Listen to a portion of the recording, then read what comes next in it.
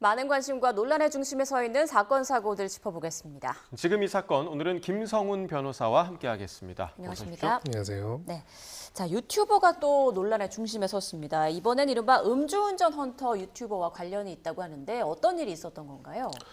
네, 음주운전 헌터라는 이름처럼 기본적으로 음주운전하는 혐의점이 있는 사람들을 이제 방송에 생중계에 내보내고 추적해서 이제 신고하는 그런 형태의 유튜버가 있었는데 그런 음주 의혹에 대해서 제기를 하고 추적하는 과정에서 그 음주 헌터 유튜버를 피해서 달아나던 차량이 결국은 트레일러를 들이받고 사망하게 되는 그런 사고가 발생하게 됐습니다. 네, 자, 이 유튜버가 그러니까 음주운전 의심자를 이제 경찰에 신고하고 또 이동 경로를 뒤쫓으면서 생중계를 한 거잖아요. 근데 이 행위 자체는 지금 뭐 법에 저촉되는 게 없나요? 네, 기본적으로는 이거 자체가 바로 법에 저촉된다고 볼 수는 없겠지만은 몇 가지 점에 있어가지고 문제가 될 수 있는 부분도 있습니다. 우리가 소위 말하는 위협 운전이라는 개념에 있어가지고 만약에 이제 구체적인 운전의 방식이나 내용 등이 있어서 자동차를 이용한 위협 등으로 여겨질 수 있는 부분들이 있다라고 한다면은 그럴 경우에는 위협 운전으로 또 소위 말하는 특수 협박 등에 해당될 수 있는 부분들이 있고요.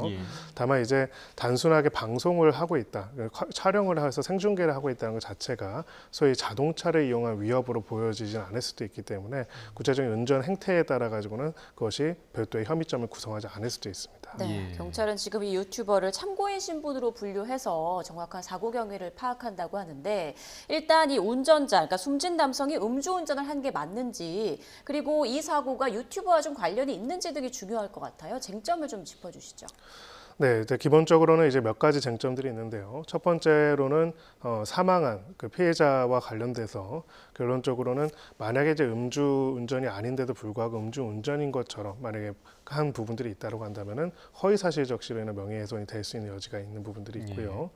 두 번째로는 아까 말씀드린 것처럼 위협운전은 되지 않을 수는 있겠지만은 이러한 부분들에 대해 가지고 해악의 고지, 즉 협박이 될 수는 있습니다. 즉 어떤 혐의점에 대해 가지고 신고를 하겠다, 이런 부분들에 있어가지고 하는 부분들이 해악의 고지가 될 수가 있고 또 해악의 고지뿐만 아니라 구체적으로 운전의 형태나 추적의 방식 등을 봤을 때 위협운전으로 사망하겠다 이렇게 보게 된다면은 위협운전으로 인한 사망 같은 경우에는 교통방해 치사까지도 될 수 있는 부분들이 있습니다. 다만 각각의 요소들은 엄격하게 판단할 부분들이 있습니다. 예. 그런데 이 그 촬영을 그러니까 한 거잖아요. 생중계를 한 건데 그 촬영을 하는 과정에서 운전자의 얼굴이 나올 수도 있고 아니면 뭐 차량의 번호판이 나올 수도 있고 이런 거는 좀 개인정보에 해당하는 부분 아닙니까? 네, 그거는 개인정보에 해당하는 것이고요. 특정인에 대해서 반복적으로 위치 정보나 그런 개인정보를 유출하게 되면 별도로 또 스토킹 처벌법에 따라 처벌될 수가 있는데 일단은 기본적으로 개인을 식별할 수 있는 정보, 그러니까 그거 자체만은 아니더라도 다른 정보와 결합해가지고 개인을 식별할 수 있는 정보는 개인정보로 해당되기 때문에 그런 부분들이 노출된 부분이 있다면 그건 또 개인정보보호법 위반이 될 수가 있습니다. 네. 일단 뭐 유족 측은 음주운전을 한 자체는 큰 잘못이지만 유튜버의 추격이 없었다면 이런 사망 사고까지는 발생하지 않았을 것이다 이렇게 밝히기도 했는데요. 그 일부 언론에 따르면 사고 직전에 그 운전자와 유튜버의 차량 간 거리가 한 2km 가량 정도였다고 하거든요. 경찰도 이 부분을 좀 중요하게 볼까요? 네, 중요한 요소가 될 것으로 보입니다. 소위 말해서 위협 운전이라고 하려면 그 차량 자체가 위협의 수단이 되어야 하는 부분들이 있기 때문에 상당히 근접해서 계속 촬영을 하려고 해서 그것을 피하기 위한 위협을 피하기 위한 과정에서 사고가 벌어졌다면은 위협 운전으로 인한 소위 말하는 특수 협박을 과정에서 교통 방해 과정에서 사망이 일어났다 볼 수가 있는데 아무래도 가시거리에서 훨씬 벗어나 있는 간격이 있었다라고 한다면은 그 사망과 그 행위 간의 인과관계를 인정하는 부분들이 갈수록 더 어려워질 수 있는 부분들이 있습니다. 그래서 이 부분에 있어 가지고는 그 사고가 발생한 시점에서의 거리도 중요할 수도 있고요. 그 일단 제일 중요하지만은 그 과정 전반에 있어 가지고 과속을 하거나 그래서 과정에서 위협 운전이 있었구나 이런 부분들이 어떤 부분들이 있는지 이런 것들이 굉장히 중요한 요소가 될 것입니다. 네. 자, 이 유튜버를 정말 공익을 위한 그런 제보자, 신고자로 봐야 할지 아니면 또 이 생중계를 통해서 본인이 벌어들인 수익도 좀 있을 거 아니에요. 그러니까 개인 이득을 위한 사적 제재로 봐야 할지 그러니까 이 부분도 좀 논란이 되고 있는데 좀 어떻게 바라보십니까? 네, 기본적으로 그 저희 헌법적인 질서에서는 이 부분에 대한 판단은 명확합니다. 그러니까 사적 제재 자체에 대해서는 허용하지 않고 공적인 절차와 방법론을 통해서 제재하는 것이 맞다라는 헌법적 결단이 내려져 있다고 볼 수 있고요. 그래야 여러 가지 법적 장치들을 통해서 객관적인 실체적 진실이 무엇인지를 밝히고 주장하고 항변할 수 있는 권리들이 주어지기 때문이죠. 다만 이제 이런 유튜버 형태의 어떤 사적 제재 논란이 있는 경우에 또 한 가지 문제가 되는 게 이것이 그냥 사적 제재라는 효과뿐만이 아니라 일종의 미디어로서의 기능을 한다면은 이런 형태의 이제 고발 자체가 그럼 무조건 직접 제재로 이어지는 거라고 단정할 수 없지 않느냐라는 반론이 있을 수도 있는 부분들이 있습니다. 그렇기 때문에 중요한 거는 선이겠죠. 이제 한마디로 구체적으로 뭐 이거 말고도 여러 가지 사적 제재 논란들에 대한 내용들이 많이 있었는데 만약에 허위 사실을 유포를 한다거나 아니면 이 과정에서 어떤 위법 행위들을 하는 부분에 대해서는 엄정한 책임들을 묻는 것들이 필요하고요. 또 사적 제재에 나서는 것 자체가 사실은 그 여러 가지 법적 절차를 뛰어넘어 가지고 바로 어떤 제재를 가한다는 점에서 그 과정에서 무고한 피해자를 만들 수 있는 부분도 분명히 있습니다. 이런 부분들도 있기 때문에 여기에 대한 가이드라인들을 마련할 필요가 있고 가령 미디어 같은 경우에는 모든 보도와 내용에 대해서 나름의 책임과 심의 같은 것들이 있다면은 유튜브는 이제 이것이 전혀 이루어지지 않다 보니까 이런 부분에 있어 가지고도 물론 공적 심의에는 제한이 있을 수도 있겠지만은 적어도 문제가 있는 계정, 그 문제가 있는 부분들에 대해 가지고 플랫폼 그 운영자 입장에서도 어느 정도의 책임을 가지고 관련된 운영들을 할 수 있도록 하는 것들을 계속 만들어 가야지 않을까 싶습니다. 네, 사적 제재에 대한 어떤 명확한 가이드라인이 필요하다라는 말씀 해주셨습니다. 자, 그럼 저희가 준비한 다음 주제로 좀 넘어가 보겠습니다. 먼저 영상부터 보고 오겠습니다.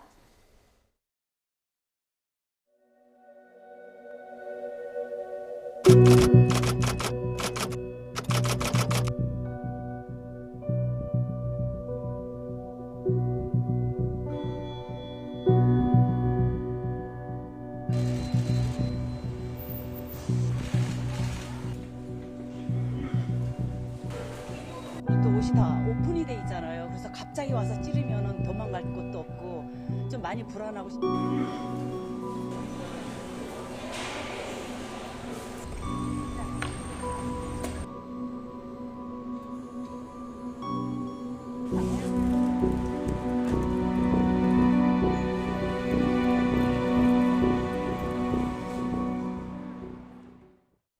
네, 바로 어제입니다. 야탐역에 120여 명에 달하는 경찰력 그리고 특공대까지 투입이 됐습니다. 익명의 작성자가 온라인에 흉기를 휘두르겠다 이런 예고글을 올렸다고요? 네, 사실 이런 게 2023년부터 계속 반복되고 있습니다. 실제로 이제 흉기 난동도 벌어졌고요. 이제 분당에서 벌어진 적도 있고 다른 곳에서 벌어진 적도 있고 계속 발생을 하고 있는데 정말 안타까운 거는 그런 사건이 벌어질 때마다 또 그것을 모방해서 협박글을 올리는 경우들이 굉장히 많고요. 이런 협박 사범들에 대한 여러 가지 이제 처벌들이나 수사와 처벌들이 진행됐음에도 불구하고 계속 반복되고 있다는 점에서 문제라고 할 수가 있습니다. 특히나 이제 이거는 단순하게 한 사람이 어떤 글을 올린 것 수준이 아니라 지금 그 대응 체계를 보는 것처럼 사실상 테러 애고라고 볼 수가 있기 때문에 테러의 근데 진짜 목적은 그 테러로 인해 가지고 직접적 피해자를 만드는 것도 있지만 사실 핵심적인 거는 사회적인 공포감과 불안감을 조성하는 것이라고 할 수가 있거든요.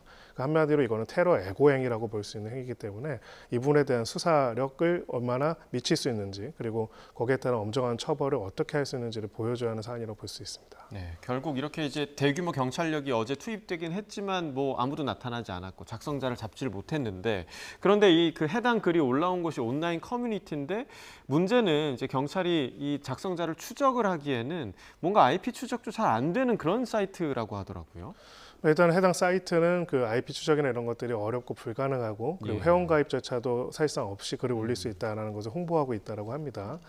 다만 이제 이 부분이 이제 앞으로 그러면 이런 범행을 하더라도 잡히지 않을 것이냐라는 얘기를 하는 거는 또 그렇지는 않습니다. 생각보다 이제 이런 형태의 그 협박 그런 이런 흉기 난동 애고 글에 관한 작성자들이 검거된 사례는 굉장히 많고 사실 그 부분에 대해서 검거율이 굉장히 높습니다. 그러니까 IP 추적 말고도 다양한 방식의 또 수사가 진행되는 경우가 있기 때문에 여기에 대해서는 시간의 문제는 있지만은 결국은 보통은 잡히고 또 처벌까지 이루어지는 사례가 굉장히 많다는 것도 염두에 둘 필요가 있습니다. 네.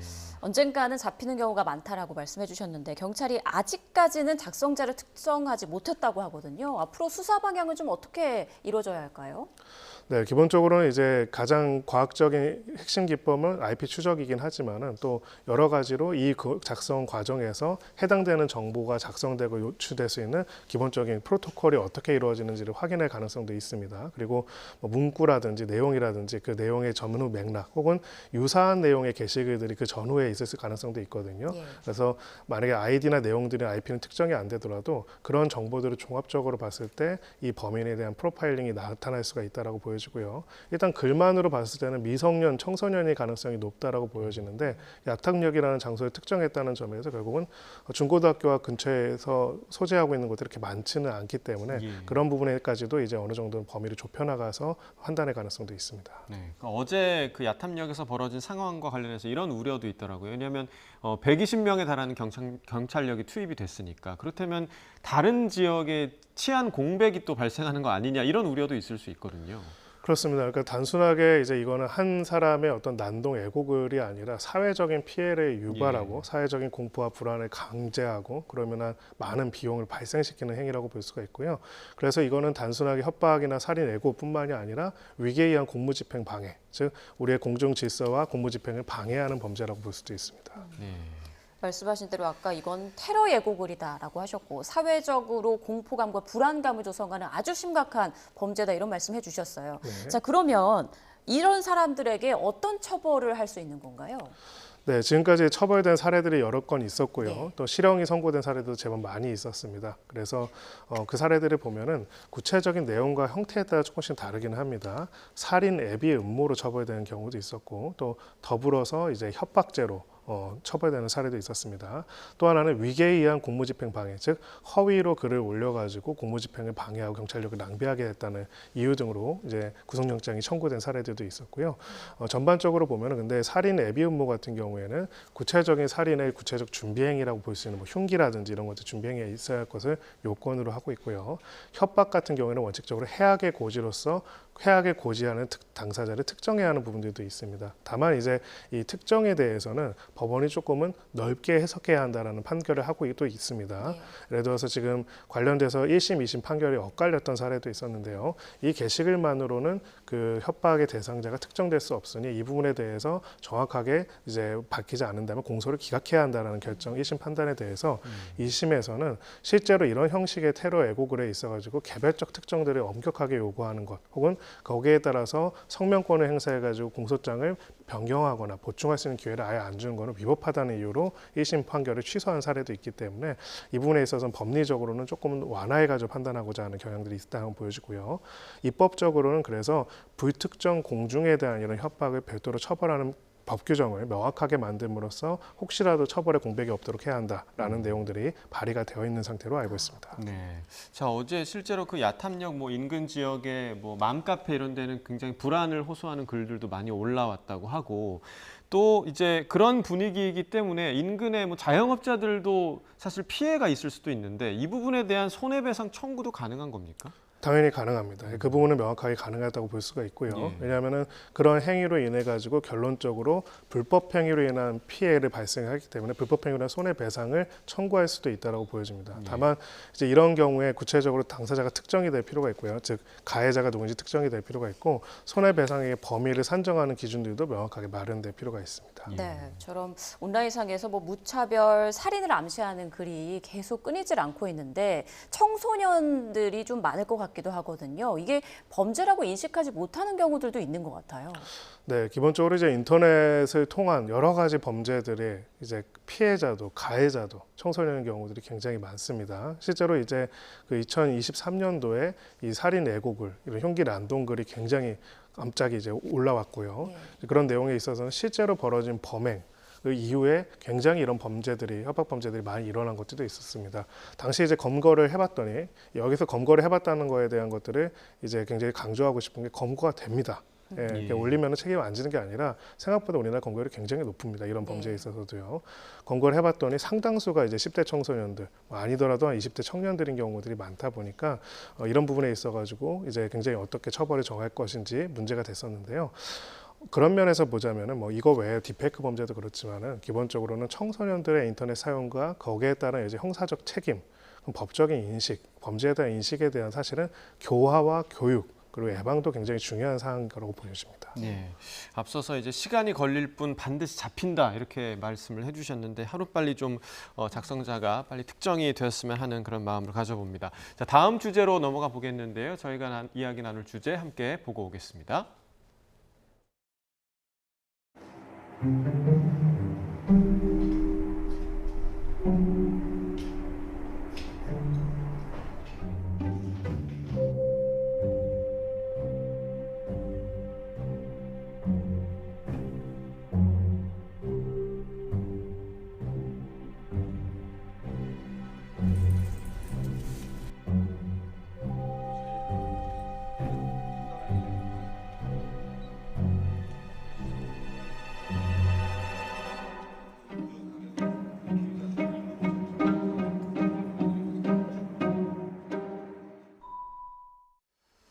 자, 수년 전부터 이 아트테크, 미술품 투자죠. 아트테크를 빙자해서 900억 원대 돌려막기 사기를 벌인 일당이 경찰에 붙잡혔습니다. 일단은 이 아트테크가 뭔지 궁금해하시는 분들이 좀 있으실 것 같아요. 네, 아트테크는 아트와 재테크를 결합한 용어인데요. 즉 예술품 등에 투자함으로써 그걸 바탕으로 해가지고 재테크적인 성과를 거둘 수 있는 예. 그런 투자 방법이다라고 이제 소개되는 내용입니다. 이번 사건 같은 경우는 정확하게 표현하자면은 아트테크를 빙자해서 사기 범죄를 범한 사기 일당이라고 볼 수가 있고요. 예. 뭐 아트테크라든지 아니면 아트와 관련된 제반적인 어떤 산업 자체가 사실은 뭐 문제가 있다 이렇게 단정할 수 있는 건 아니지만은 아무래도 이런 개념 혹은 이런 개념과 그 외의 개념 등을 이용해 가지고 사기 범죄를 벌이는 게 얼마나 많은지 그리고 피해자와 피해 규모를 봤을 때 이런 부분에 대한 사기 피해 예방이 얼마나 취약한지를 보여주는 사건이라고 볼 수가 있습니다. 네, 일당의 1000여 명의 피해자로부터 900억 원 상당을 뜯어냈다고 하는데 규모가 꽤 크네요. 어떤 방식으로 이 돈을 뜯어낸 건가요? 네, 일단은 해당 업체에서 이야기했던 거는 이제 예술품에 투자를 하면은 이 투자금을 가지고 예술품을 구입해 가지고 전시, 렌탈 등을 통해서 수익을 발생해서 원금은 당연하고 월 1% 정도의 수익을 계속 배당할 수 있다라고 이야기를 했다고 합니다. 그렇다면 이제 실제로 그것이 작동되는가가 중요한데요. 사기라고 하려면은 어떠한 것을 할 의사와 능력이 없음에도 불구하고 그런 것이 있는 것처럼 사람을 기망해서 처분행위를 하는 거 이게 사기의 정의입니다. 예. 실제로는 해당 업체를 보니까 그 돈을 받아가지고 실제로 미술품을 제대로 구입한 것도 아니고 예. 실제로 그 미술품을 운용한 것도 아니고 운용해서 수익을 배당한 것도 아니고 폰지 사기라고 하죠. 실제로는 그것이 아닌 뒷사람으로부터 받은 투자금을 가지고 앞사람들한테 배당금으로 지급하는 전형적인 폰지 사기를 저질렀다. 즉 애초부터 그러한 약속을 이행할 의사와 능력이 없었다라고 보여지는 상황이라고 볼 수 있습니다. 그러니까 쉽게 말하면 약간 돌려막기를 했다라고 볼 수 있는 맞습니다. 건가요? 예. 그러니까 경찰이 그 한 122억 원 정도는 기소 전 몰수 보전 조치를 했다고 하는데 나머지 피해자 구제가 좀 가능할 거라고 보십니까? 네, 일단 굉장히 어려울 수는 있습니다. 이제 피해 금액이 900억 원에 달한다라고 했는데 아까 보증된 거는 120억 정도라고 예. 이야기를 했고요. 실제로 이제 사기 범행을 한 범죄자들 중에서는 상당한 징역형을 감수하더라도 이런 범행으로 인한 수익금들을 이미 다 용비 등으로 탕진했다, 없다라는 식으로 버티는 경우들이 굉장히 많습니다. 그래서 이 부분에 있어가지고는 피해자들의 피해를 제대로 회복하지 않는다면은 더 강력한 엄정한 처벌이 이루어질 수 있다는 점도 보여줄 필요가 있고요. 특히나 이런 범죄 수익을 뭐 1, 2억 정도를 은닉하는 게 아니라 뭐 수백억 원을 은닉하려면 상당히 많은 공범들이 동원된 부분들이 있기 때문에 이 범행 일당 그리고 이 자금의 처리 과정 전반에 있어서 공범들에 대한 체계적인 수사를 통해 가지고 관련돼서 자금이 궁극적으로 어디로 흘러갔는지를 확인할 필요가 있습니다. 네. 피해자 1000여 명 대부분이 30, 40대라고 하더라고요. 이렇게 미술품이나 예술품에 투자할 때 주의해야 할 것들 좀 어떤 게 있을까요? 네, 기본적으로 모든 투자라는 거는 기본적으로 위험하고 원금 손실의 위험성을 가지고 있는 부분이 많이 있습니다. 이제 그게 이제 투자와 돈을 빌려주는 대여의 가장 큰 차이점입니다. 대여도 물론 원금 손실의 위험성이 있지만 기본적으로는 원금이 보장되지 않는 경우들이 많이 있고요. 사실 아주 심플한 원칙은 있습니다. 사기 피해 범죄 전반에 있어가지고 원칙은요. 대단한 수익이 보장되는 무언가는 없습니다. 예. 대단하고 안정적인 수익이 보장된다고 하는 순간 그건 사기일 가능성이 높습니다. 예. 물론 간혹 투자와 무언가가 수익이 되는 경우는 있죠. 하지만 그것이 보장될 수는 없습니다. 그래서 그건 100% 사기라고 보시면 저는 된다고 생각하고요. 예. 이제 아무래도 이제 가치가 불확정적이고 연동되고 그래서 객관적 가치를 판단하기 어려운 예술품 영역에서는 실제로도 역사적으로도 정말 많은 사기 사건들이 있었습니다. 즉 진품을 것처럼 속여가지고 가짜 예술품을 비싼 가격을 하는 경우도 있고요. 또 이런 방식으로 배당금을 계속 준다라고 하는 개념에는 실제로 많은 사기가 폰지 사기, 아까 말씀드린 돌려막기식으로 이루어지는 경우가 굉장히 많기 때문에 고수익을 보장한다거나 고수익과 보장 이 두 단어가 같이 있는 순간은 사기일 가능성이 굉장히 높다라는 것들을 꼭 염두에 둘 필요가 있습니다. 네, 자, 미술품이 워낙에 좀 고가의 또 그 투자 제품이기 때문에 보장이 되는 건 없다. 이 부분 여러분들 꼭 기억하시면 좋을 것 같습니다. 자, 마지막 주제로 넘어가기 전에 저희 관련 영상 함께 보고 오겠습니다.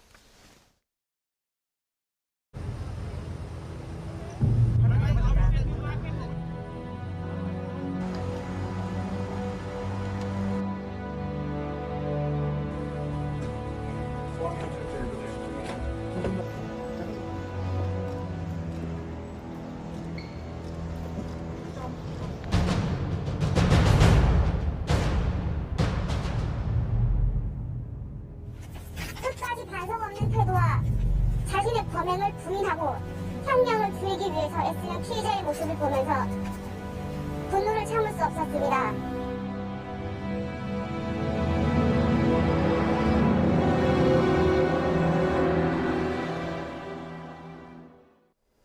네, 아주 충격적인 일이었죠. 그러니까 피의자가 사실 당시에 3명이었는데 1명이 계속 붙잡히지 않고 있었는데 마지막 공범이 베트남에서 붙잡혀서 국내로 송환이 된 거죠.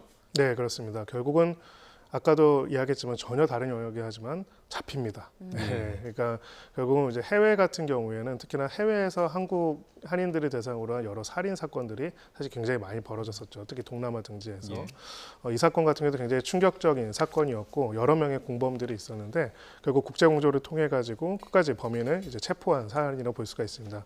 이제 수사와 이후에 기소까지도 여러 가지 과정들이 남아 있기는 하지만은 결국은 여러 가지 국제적인 공조를 통해 가지고 해외에서 어떻게 보면 그 잠적해 있던 피의자까지도 검거를 한 이런 사례라고 볼 수 있습니다. 네, 그 당시 충격을 줬었는데 그 사건 내용 좀 간략하게 말씀해 주실 수 있을까요? 네, 이제 파타야 살인 사건이라는 표현이 있을 정도로 이제 그 어떻게 보면은 피해자가 잔혹하게 살해당해가지고 이제 시신이 발견된 사건이었는데 그 시신도 훼손된 뭐 이런 부분들이 있고 또 이 과정에서 금전적인 것들을 계속 요구하는 뭐 이런 부분들의 협박들도 있었습니다. 결국 계획적이고 고의적인 어떤 범죄다. 금전을 노린 범죄라는 것을 확인할 수 있는 사안이었고요. 당시에 이제 그 태국 경찰이 이제 태국 호수에서 시멘트로 채워진 통에서 이제 피해자를 발견해서 사실은 완전 범죄를 목표로 했던 그런 사건이라고 볼 수가 있습니다. 하지만 결과적으로 이 과정에서 각각의 공범들이 각 지역에서 붙잡히게 됐고요.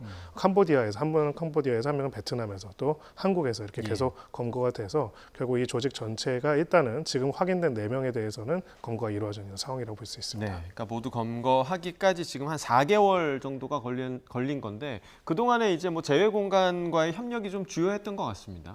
네, 그렇습니다. 특히나 이제 다른 지역보다도 이런 동남아 지역 같은 경우에는 그 해당되는 국가나 경찰 등과의 협조가 그동안 좀 미진하지 않았냐는 분석들이 있었는데 물론 이제 굉장히 안타까운 사건이지만 어쨌든 간에 범죄자들을 캄보디아와 베트남 각각의 나라에서 검거했다는 것은 앞으로도 이제 우리의 치안이 계속 이제 그런 검거와 수사력이 해당되는 국가들과의 공조를 통해 가지고 이루어질 수 있다는 것을 보여주는 사례라고 볼 수 있습니다. 네, 그럼 이제 앞으로의 수사에도 좀 속도가 날 것 같은데 수사 방향은 좀 어떤 식으로 진행이 될까요?